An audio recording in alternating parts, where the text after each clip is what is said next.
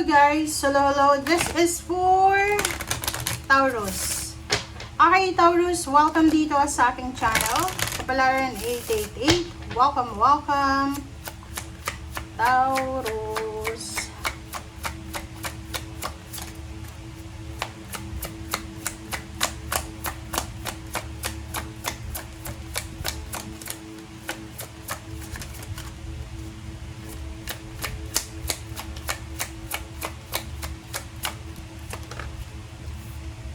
Ships. May hinihintay ka Taurus. Asia.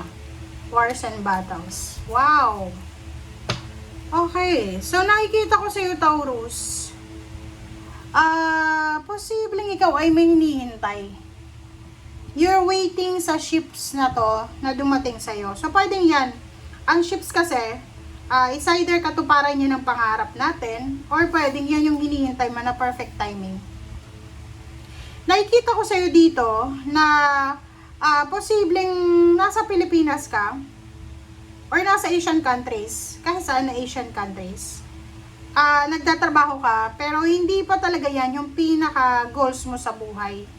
So nakikita ko sa iyo na you're waiting for the perfect timing. Sa kung saan ka man, pwedeng literal, seaman ka ba or talagang gusto mong maging seaman. So nakikita ko sa iyo dito na you're waiting for the opportunity.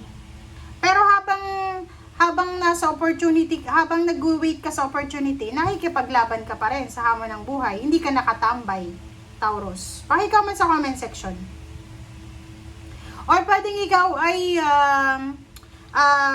nagtatrabaho ka sa Middle East. Sabihin na natin, Middle East. Tapos, balak mo munang lumipat sa Asian countries para magtrabaho. Or pwedeng sa Amerika, Europa muna. Parang pahuhupain mo muna yung wars and battles, and then tsaka ka babalik. Parang gano'n yung energy. Please comment down below if you're resonated. Alright. Taurus.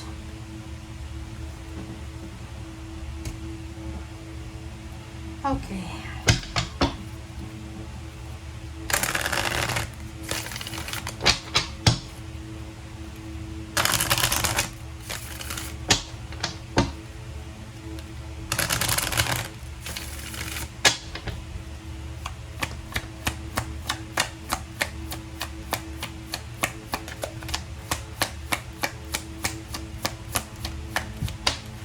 Alright, material and spiritual prosperity yun. So, sinasabi ng bara sa'yo dito na magkakaroon ng financial balance sa buhay mo. Kung ano man tong hinihintay mo, Taurus, darating siya. So, maybe 6 months from now, 6 years from now, 6 weeks from now, or 6 days from now.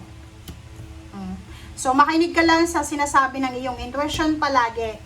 And yung triumphant success na minamanifest mo, makukuha mo yan sa tamang panahon. Kumbaga, kung ano man ito, waiting time kasi to eh. 'Di ba? Etong barahan na to, tsaka etong ships, pareho din naman, waiting time siya. So, kung ano man yun na hinihintay mo, hintayin mo lang. Kasi darating yung tamang oras, darating yung tamang panahon, perfect timing para sa'yo.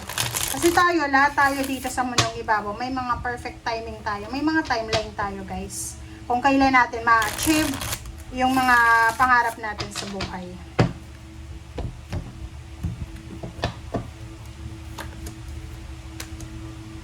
Wow! Ang ganda nito. Doon sa mga Taurus na you're planning to get married, planning mong magpatayo ng bahay, magpa-renovate ng bahay. Sa nakikita ko sa'yo dito na possible na matupad mo siya. This is 44. This is balance. So, kung may mga away gulo sa pamilya, kung dati ay medyo magulo yung pamilya mo, okay? Kung halimbawa lang to ha. Halimbawa, magulo yung pamilya mo. Sobrang gulo. Napakagulo ng pamilya mo. Sabi ng bara sa'yo dito, there's a 44. So, maayos ito. There's a reconciliation. There's a reconciliation and forgiveness na pwedeng mangyari. Peace of mind, diba? Peaceful and tranquility. Nakikita ko sa'yo dito, may mga mag-asawa na posibleng masasettle yung mga differences nyo. magpapamilya, magkakaibigan, or may mga problema sa lupa, sa bahay, matatahimik ka na. Diba? Marami kang napagdaanan, maraming problema kang pinagdaanan, and dito sa barahang ito, sinasabi ng baraha sa'yo dito na ang ganda, kasi lahat ng pinagdaanan mo, matatapos na yan. Matatapos na yan, Taurus, and magiging victorious and successful ka. Kumbaga, sinasabi ng baraha dito, after ng hardships, magiging excited, happy ka ulit. Okay. So, next card is Ace of Wands. So, nakikita ko na isang exciting na balita, Taurus, ang posibleng matatanggap mo. And ang balitang ito ay tungkol sa iyong hinaharap, sa iyong future. So, ang ganda kasi normal yon guys. Tayo dito sa mundong ibabaw, hindi tayo nandito para maging perfect yung buhay natin. Marami tayong gagawing kamalian, marami tayong problema na dadaanan, marami tayong mga pagsubok, pain and heartaches. Pero once na naka-recover ka dyan, magiging strong ka. Eto sa'yo, you will be super strong. Babalik yung dating sigla ng buhay mo, and at the same time, magiging ready ka para sa pagharap ng iyong future. Tingnan mo, napakabilis to. Isang napakabilis na pagbabago sa buhay mo ang darating sa'yo, Taurus. Kung makikita mo dito, parang ano lang, kisap mata. Kisap mata tong pagmulat mo, sobrang bago na, 'di ba? Pumikit ka lang kasi na-stress ka, pagmulat mo, bago na yung yung energy, yung aura ng kapaligiran.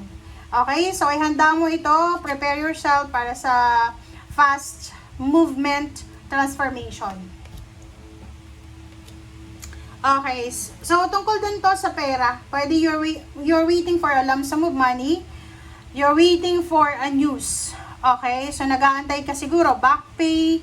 Ano bang hinihintay mo? Maybe you're waiting for a back pay. You're waiting for a lump sum of money, payments, payouts, bonuses. So, dito sa barahang to, sinasabi na kung ano man yan na hinihintay mo, ay posibleng darating sa'yo.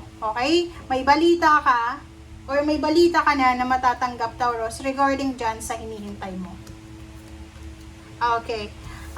Love life din. So, nakikita ko sa'yo dito, yun na nga, posibleng yung love life mo, siguro kung kakahiwalay mo pa lang, or ganon, galing ka sa heartbreak, focus ka muna sa pagkakaroon ng balanse sa salapi, pera muna bago love life. Or if you're in a committed relationship, may asawa ka, may anak, or ganyan, ganito, sinasabi ng barahan na kailangan mo ng balanse. Kailangan you have time para sa trabaho, you have time for your family, and you have time for yourself. Okay? Thank you. Bye!